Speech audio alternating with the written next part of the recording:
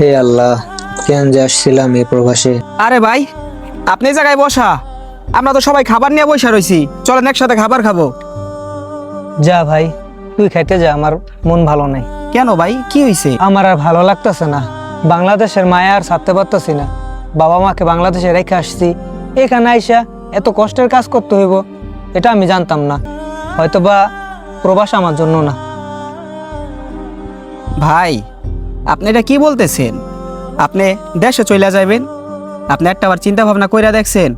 আপনি এই প্রবাস আসার সময় কত স্বপ্ন, কত আশা, কত কিছু নিয়া ওই স্বপ্নের বাংলাদেশ পাড়ি দিয়া এই প্রবাসে আসছেন। এখন যদি ওই স্বপ্ন, ওই আশাগুলা পূরণ না কইরাই চলে যান, তাইলে আপনার এই স্বপ্নগুলা কি এখানে ভাঙ্গা পড়া যাইব, এখানে শেষ হয়ে যাইব। শুনেন ভাই, আপনি আসার সময় অনেক টাকা পয়সা ঋণ করে আসছেন।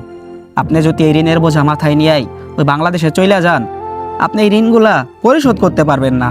আপনার পাড়া প্রতিবেশী, আশেপাশের মানুষজন আইসা আপনার বাবা মাকে বলবে, আগেই বলছিলাম তোমার ছেলে একটা অকর্মা, ওরে দিয়া কখনো কোনো কিছু হইব না। তখন আপনি কি করবেন ভাই?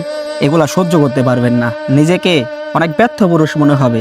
তার থেকে আপনি কষ্ট করে হইলেও 5টা বছর এই প্রবাসে থাইকা যান ভাই, টাকা পয়সা ইনকাম করে যান। দেখবেন আপনি বাংলাদেশে গেলে তখন আপনাকে মানুষ মূল্য দিবে, কারণ তখন আপনার পকেটে টাকা থাকবে। আপনার আশেপাশের মানুষজন আপনাকে ভালোবাসবে, কারণ তখন আপনার পকেটে টাকা থাকবে। চলেন ভাই, একসাথে খাবার খাই, চিন্তা করবেন না, আমরা তো আছি। বিধিরে